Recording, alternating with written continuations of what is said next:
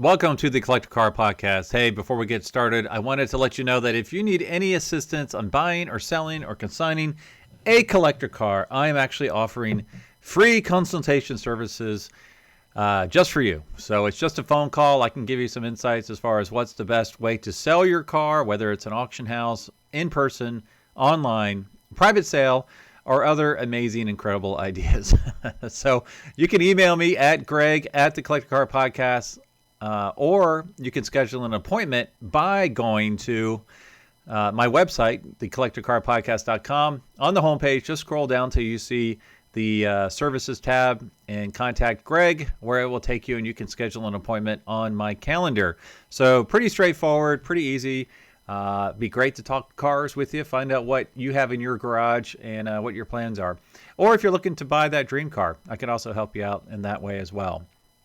All right, before we get to Jay Leno's Weird and Wonderful Cars, I do want to give an update on some upcoming auctions. Now, RM Sotheby's, who I do consult for, is consigning cars for the Amelia Island sale. Scottsdale is full. Scottsdale's coming up before you know it.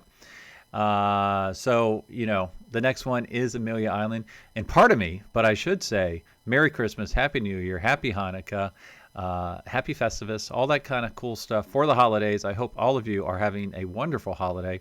Here in the Midwest, we're getting hammered by snow by the time this comes out. So I will be hunkered down for the holidays, having a white Christmas.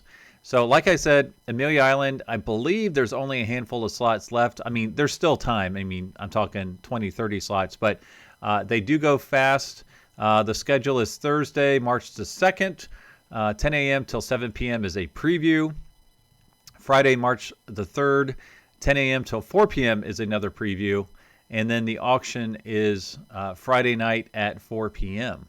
So that is what's happening at Amelia Island this year. And RM Sotheby's is the original auction house of Amelia Island. So some great cars always come across the block there. I do want to say that last year was a record. I'm sorry, this year, actually, at Amelia, was a record year. We had some huge car sale. And if you're with me on YouTube, I've pulled up some pictures here. It is an incredible 1934 Packard 12 individual custom convertible Victoria by Dietrich. Now, it's just one of three known to exist, and this thing was absolutely stunning. Surprising. I don't know. I was a little surprised it sold so strongly because pre-war cars have been a little soft recently, but they have definitely been increasing lately, and the premier cars are definitely doing incredibly well. Speaking of premier cars, this one had excellent provenance along with show-winning history. Let's see, it won first in class and runner-up best of show at the 2014 Pebble Beach Concours d'Elegance. Let's see, it sold for an astounding over $1.4 million. Now, the next one that hit the block, this one was really crazy if you were in the room at Amelia Island, was this 1930 Duesenberg. So this is a, let's see here, Duesenberg Model J convertible sedan by Murphy. It shattered its high estimate by over $1 million. So it sold for $3.5 million. And let's see what the estimate was, $2 to $2.4 million, and it sold for $3.5. This one just kept on going when we were in the room there. It was very exciting to see two folks really go after it, and to go $1 million over high estimate is truly a rare and special event. So another thing that's coming up, and I just mentioned this for our international listeners here, well, in U.S. as well, we are actually we're celebrating 100 years at Le Mans by having an auction at Le Mans. So let's see. RM Sotheby's is partnering with Le Mans and the ACO and presenting a spectacular once-in-a-lifetime Le Mans Centenarian auction to be conducted at the landmark running of the race in June 2023. And what promises to be the most significant sale of sports competition cars ever offered and taking place on track during the Centenary weekend, the live auction will feature 24 sports racing cars, all of which will boast significant race history at the 24 hours of Le Mans. So think about that. Once every 100 years, and this is the first time that there's been an auction at that 100-year celebration, and they're only taking 24 cars because it's a 24-hour race. So if you have a car that has Le Mans history and you would like to explore consigning it at that historic auction. Again, shoot me a note, Greg at thecollectorcarpodcast.com or GStanley at rmsotheby's.com. All right, a little bit more stuff coming up here. Let's see. If you're not watching this right now on YouTube, check out my YouTube channel. I'm posting videos every Monday and the podcast video every Thursday. And I'm going to stream a new live streaming a new game show called Guess the Hammer. Now, I do want you to play along with me. You can jump on the Collector Car Podcast YouTube channel, and as we're guessing the hammer price for cars as they cross the block, Saturday, January the 7th, from 4 until 6 p.m. We'll probably go a little bit longer. You can guess along with us, and I will call you out if you're accurate or if you're crazy. I don't know. I'll just call some of you out that are participating live because I think that's really cool. We might go a little bit longer. We'll probably do every third car just because we need time to talk about what we just did and why we did what we did and talk about the cars that are coming up. And you can also go to modacarclub.com.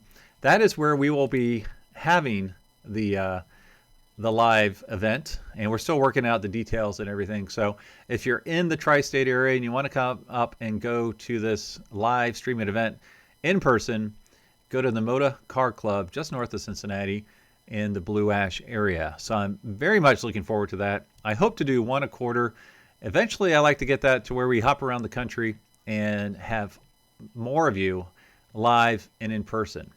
All right, so now we're going to pop over to the weird and wonderful cars from Jay Leno's collection. Y'all know I'm a big Jay Leno fan. Met him a couple weeks ago in Las Vegas, right before he had his big fire, which was not apparently a Stanley steamer. It was either a white steam car or a Doble. I can't remember which. I want to say it was a white steam car. He was interviewed by Hoda on NBC, and he looked great. And apparently it was pretty serious, but he rebounded quickly. So glad Jay is doing well. Now, how did I pick the cars for Jay's weird and wonderful list? Well, basically, I picked cars that weren't really cars, or modified to a great extent, or custom builds, or they were alternatively powered. So yes, for the list, yes to fire trucks, steam cars, tank cars, aero cars, electric cars, cars modeled after boats, jet-powered cars, and vehicles where the driver sits ahead of the front wheels. And yes, that is correct. Jay Leno does have a vehicle in which you're actually sitting ahead of the front wheels. So you got to stay tuned to hear about that. Now, what am I not going to talk about? Well, I'm not really going to talk about the steam cars. Those are cool. I'm just not crazy about them. Or the fire trucks. I'm not going to talk about the 1916 auto car. It's more like a big truck. I'm not talking about the Baker Electric because I am talking about the Detroit Electric. I'm not talking about the Corvair ramp side, the Daimler SP250. Those are just a little bit too common. I'm not talking about his military Ferret armored car that is legal for the road. I'm not talking about the GMC Cyclone. Again, a little bit too common. His Jensen CV8, his Morgan Hot Rod. I'm not a huge hot rod guy. The Morgan three-wheelers, he does have two of those. I probably should talk about one of those, but I'm not. And I'm not talking about the first rotary engine car, the NSU Spider, because I am reviewing his Mazda Cosmo. So let's get electric here. We're going to start with the 1914 Detroit Electric. I am pulling up pictures online that are just strictly from the Google search. Now, this description is from RM Sotheby's. They do such a great job. And if you just want to read about some cool cars, go to their auction listings. There's some great writers. Shout out to Forrest. There's some great writers that contribute to RM Sotheby's. All right, I'm going to scroll through the pictures here while I give you this nice description. Let's see here. Detroit Electric was one of the longest surviving automobile manufacturers dedicated solely to producing electric-powered vehicles. Now, the pictures I am scrolling through, most of them will be of Jay Leno's actual car, which is why I'm doing it this way. All right, prior to 1907, the company was known as the Anderson Carriage Company, and they were one of the earliest champions of battery power for their line of lightweight city cars. After reincorporating as Detroit Electric, the firm steadily grew, experiencing respectably strong sales throughout the teens and into the 20s, with production peaking at nearly 5,000 vehicles per year. The Detroit Electric catalog included a variety of bodies, including open touring cars and even sporty underslung roadsters. Now, Jay is neither one of those. His is a 4-seat carriage. And what's interesting about this, it doesn't have a steering wheel. It has a rudder. The driver is actually in the back seats. The 2 front seats can rotate so that you can sit and talk to your fellow passengers and look at each other. And also, one thing he's mentioned in his videos that his wife really likes his car because it's so quiet, that deer will actually walk right up and look into the window because there's no sound and there's no smell to spook them. All right, let's see. These luxurious, formally styled closed cars were the preferred transport of well-to-do city-dwelling women who appreciated the Detroit Electric's silent, smoke-free, no-hassle operation. These cars' mechanical simplicity was particularly appealing in the days before the self-starting petrol engine, when the act of simply starting a motor car could be dangerous. As the petrol engine evolved, however, electric car sales dwindled, and the company focused more on commercial vehicle production. Passenger cars were still offered on a special order basis throughout the 1920s, but the outdated looks did little to attract new customers. Detroit Electric attempted to modernize their line by purchasing bodies from Willys, Overland, and later Dodge. The refresh afforded them enough sales to carry on production. Remarkably, a new Detroit Electric could be ordered as late as 1939. All right, some of the pictures I'm popping online here now are not of the Detroit Electric car, so I'm going to start going backwards. All right, so Jay's Detroit Electric is being restored with many upgrades to the batteries. I believe the engine is actually from a Tesla, and he has an upgraded sound system and wooden frame. Now, in his most recent restoration blog, which was December of 2021, a year ago, he found some original factory lights which needed to be re-chromed. They were really these cool, fancy, like sconce kind of lights. He said they look kind of Art Deco. I thought they looked like they would fit perfectly in a haunted mansion. So it's really cool how ornate these cars were. It's like a little fancy parlor on the inside. All right, let's see. All right, next, let's move to the next car. Now, this is one of my favorite cars in Jay's collection, and this is the 1930 Bentley 27-liter car. It's unbelievable. Now, this is an aero car, so this has a Merlin engine out of the aircraft. Now, there is a video of him. I believe he's being flown in a P-51 Mustang, which had the Merlin engine. But back in the day, sometimes folks would take the airplane engines and put them in these cars, hot rodded them basically, and made them incredible. Now, this is a special one-off built car. Top Gear famously did a test in this, and Jeremy loved it apparently. The reason I would, like, if I could afford it, this is one of the few cars I would want to buy out of his collection. Well, I say that. There's a lot of cars in his collection I'd love to buy. But the reason being is this one is just bonkers. It's gorgeous. It looks like a huge pre-war Bentley, which is iconic. It seats 4 people, because if I had a car like this, I'd want to take all my friends for a ride in it. And it's just massive. It's just incredible. All right, from RM Sotheby's. Now, this is more related to why there were aero engines in cars. In the relatively peaceful time between World Wars, World War I and World War II, the various hill climbs and race circuits dotting the British countryside became battlegrounds. To navigate the winding corners on the way to the top, your car had to be nimble, but to ensure you marched up the hill faster than anyone else, there was no replacement for displacement. Now, like I said, this is a 27-liter Merlin aircraft. Now, for perspective, the GT Mustang is a 5-liter. So this is 5 times larger. Now, this was built by Peterson Engineering.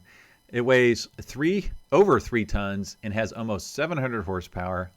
Let's see. Anyways, just a really cool, amazing car. This is worth it to see his video, just to kind of get a feel for how incredibly large this car is. Now, he does have some other aero engines. I think a Fiat, a Hispano-Suiza. So he's a big fan of these early pre-war cars that have the airplane engines in them. Just really, really cool. I just want to hear one fire up, honestly. All right, next is, if you thought that was a crazy car, the next car is even crazier. And it's probably the car he's most famously known for. This is the 1930 Blastolene Special twin turbo. Just an insane car. So if you're not watching this on YouTube, picture this in your mind. Picture a 1932 hot rod that's been totally stretched 3 times as long. Make it bigger. Put in like a boat tail in the back, and stretch out the front wheels. And the wheels are actually from an 18-wheeler. That's how big this thing is. And it has, I think it's a 12 or 16 cylinder. I think it's 12 cylinder tank engine. So this is known as his tank car. Now this was special made as well years ago, and I think it made the show circuit, like SEMA, different shows like that. And he just fell in love with the car. It wasn't drivable at the time that he bought it. Now, if you Google it, you'll see an old My Classic Car video with Dennis Gage. Love that show. Love Dennis. I don't know if he's around still. I haven't seen him lately. Great show. What's fun about that is it's pretty early on for when he had this Blastolene. And you can see in his garage, his warehouse garage, how much it's evolved over the years. Like the painted floor is all chipped paint, and some of the cars in the background are under restoration that are well-known cars today that have been since restored. So it's pretty cool to watch that. So this thing is just incredibly insane. I forget the horsepower, but it's absolutely nuts. Really, really cool car. Arnold Schwarzenegger apparently really wanted to buy this from him. You know, of course, that's another car I love to drive. Having my own collection because it's so bonkers. All right, next in the weird and wonderful cars of Jay Leno is his 1963 Chrysler Turbine. Now this is from Car and Driver, and the pictures I have on the screen are also from Car and Driver. I believe it's from the actual article I'm quoting here. The old Chrysler Corporation was going to build cars with gas turbine engines just as soon as, well, pretty damn soon. What started out in the minds of a few engineers, stimulated by World War II inventiveness as a brainstorm that just might work, became a drive-it-around prototype. In October of 1953, so 10 years earlier, Chrysler began testing a stock-modified 1954 Plymouth powered by a turbine. As the decade went by, more and more turbine prototypes whirled out of the Chrysler engineering department and onto the streets of America, where they were captured on film and pictured in every newspaper, mechanics magazine, and car book in the country. General Motors and Ford had turbines too, but Chrysler seemed to be out front, closest to the day when we'd all be whirling around in jet-age cars devoid of cooling systems, mufflers, pistons, valves, carburetors, and need for gasoline. They'd run on kerosene or diesel fuel or even vodka if you were into party tricks. Anyway, so pretty cool. It's my understanding. All right, let's see. The first 50-car run of identical shimmering bronze Ghia body glamour cars. Let's see. So they made approximately 50. I want to say Jay has the only one that's in private hands at this point. Jay had mentioned that he had lusted after one of these since he was 14, which is okay. That makes sense because he was 14 in 1964, and these came out in 1963. Bodies were hand-built by Ghia. The first two-door prototype was a car called the Typhoon, and Chrysler made approximately one car per week. But like I said, I think he has the only one in private hands. All the others are in museums across the country. All right, next from the weird and wonderful cars of Jay Leno is the 1916 Crane-Simplex Model 5 Holbrook Skiff. Now, this is a beautiful pre-war car. On first glance, it looks like a lot of other pre-war cars of the era. But when you start looking at it a little more closely, it is bonkers. So this particular car, the exact car in Jay Leno's collection, was built for the 1916 New York Auto Show with yacht-inspired design, including a door in the middle rather than beside passengers and a propeller in back. Let's see, soon purchased at the San Francisco Auto Show and now owned by Jay Leno. So this was a part of the Hera collection and was restored by Hera. Apparently Jay has since restored it. Let's see, back in the day it cost $10,000, which in 1916 equates to $275,000 today. Has a 568 cubic inch engine with 110 horsepower, which is a lot for 1916. It has a lot of mahogany antique woodwork in the interior. So a lot of yacht kind of themes.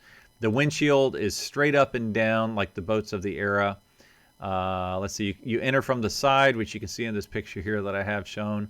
And then it has a little porthole and Some cool little styling touches that would have been on a boat of the era, not on cars of the era. All right, next, this is our sixth car out of our top 10, is Jay Leno's 2006 GM EcoJet. All right, now this is from, this is the car he had totally custom built. This is from Motor Authority. The idea for the EcoJet first came about from talks between Leno and his chief mechanic, Bernard, and it soon became a concept sketched out on a couple of napkins. Soon, GM's head designer, Ed Welburn, was called upon and more professional sketches were completed. Design elements came from jet aircraft and F1 race cars, and there's even a hint of Cadillac in it, especially the headlights. Riding on the chassis of a Chevrolet Corvette Z06 modified with aluminum and magnesium structural components, the EcoJet is powered by a 650 horsepower Honeywell LT101 turbine engine that runs on biodiesel fuel or JP4 jet fuel and produces 400 pound-feet of torque. The body is composed of carbon fiber and Kevlar and can comfortably seat two. You know, this is one of those cars, I don't know, I would say it's a handsome car. I wouldn't say it's an attractive car. You can call someone handsome and they're still not attractive, right? Yeah. I get that all the time. Let's see. But, you know, it's totally custom built. Really, really cool. In this particular picture online, he has it parked next to the Chrysler Turbine, which makes total sense. He also has, I don't remember the name of it, but he has a jet engine powered motorcycle. It's a helicopter. They say jet engine, but it's a helicopter turbine engine, and that thing's pretty crazy to hear that sucker power out. So it is a very cool car, obviously one off, the only one ever made. It's amazing that he was able to build it with GM. All right, our next car, number 7 on the list, is a 1967 Mazda Cosmo 110S. Again, this description is coming from RM Sotheby's. We had one of these at the Elkhart collection 2 years ago, right when people were coming out of COVID, and that whole auction went nuts. And I sat in one, or I tried to sit in one of these. I had a tough time even getting in. I'm just 6 feet tall, but it just tells you how tight these cars are. And there is a picture of Jay here in a second. It is right-hand drive because it is a JDM car. Right-hand drive, you'll see how tight he is in this sucker.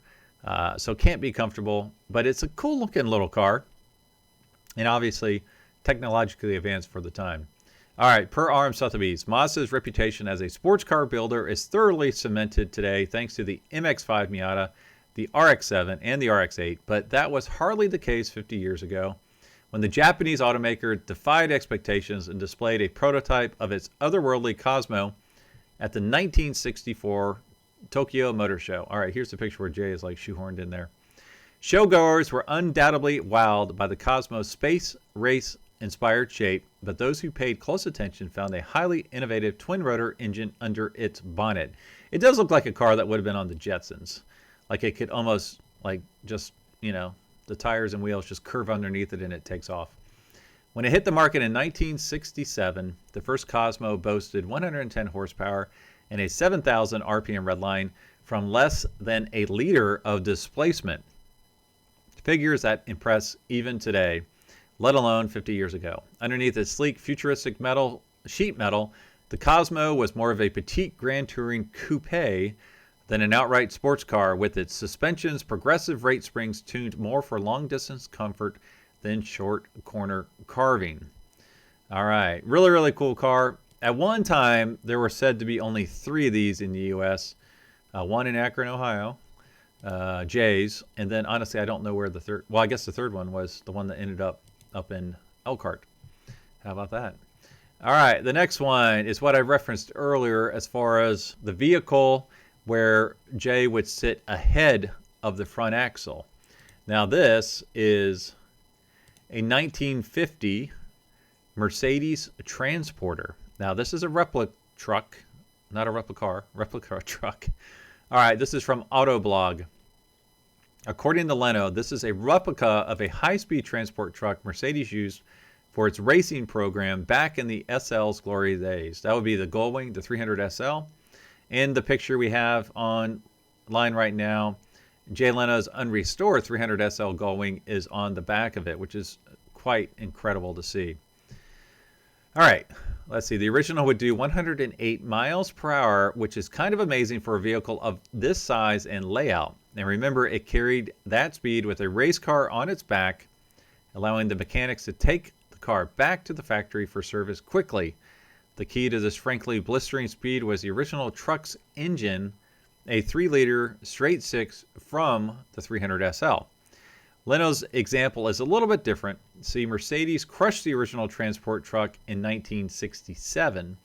After realizing the error of its ways, Mercedes-Benz built an exacting replica of the truck at a cost of around $2 million, and you can see that car in the company's museum.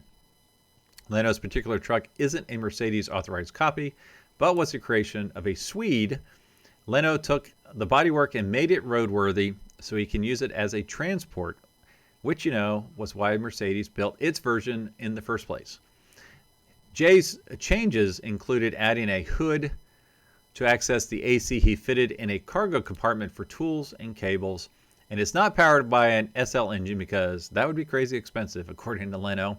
Instead, power comes from the 1980s Mercedes truck engine, and because Jay's a good guy, he added a small decal on the door, signifying that his truck isn't the real McCoy. But the best part of his video is Leno's demonstrating of what it's like to drive. He said it is a really weird feeling because the way you turn around a corner with the wheels behind you, you really have to kind of plan for it and get ready for it. All right, the next one, number 9. This is his 1966 Oldsmobile Toronado. Now, I think Tornados are pretty cool. One of the first mass-produced front-wheel drive cars. But Jay took his to the next level. Now, this is from Car and Driver Archives. So this is an article from when they first came out. And this is for the factory correct one, not Jay's. Let's see. You can count on the car to understeer, but the degree of understeer varies widely with the power application. Once set up in a corner, more power causes the path to straighten so that the car wants to fall off the road on the outside of the turn because of the big 425 cubic inch engine on top of the front wheel drive. Let's see, releasing the accelerator pedal does just the reverse. The Toronado dives in toward the inside with alarming quickness. We think the giant 400 horsepower, 2.5 ton Mini is a gas, but have some reservations about recommending it to citizens with cardiac conditions. I don't know why they called it a Mini. All right.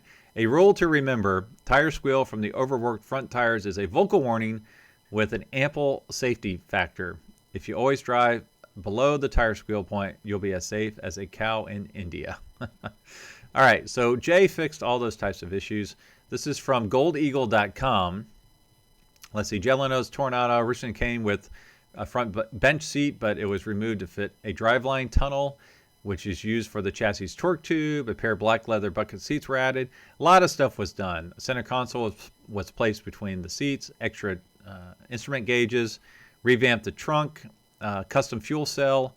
The engine is still 425, but it's a GM engine that was heavily modified, so it's over 1,000 horsepower. I think it's twin turbo or superchargers. So it looks like an ordinary factory production Toronado, but beneath the sheet metal are a modified C5 Corvette chassis, suspension, and twin turbocharged prototype crate engine. So basically, the only thing that is stock on this thing is probably the sheet metal.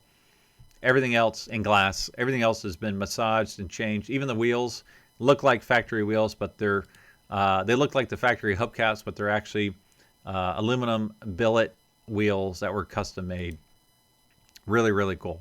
That is weird, and it's wonderful. All right, so the last car I want to talk about today is his 1916 Owen Magnetic. Now, this falls in the alternative power category. Pretty cool car. Now, this is from Motor Biscuit.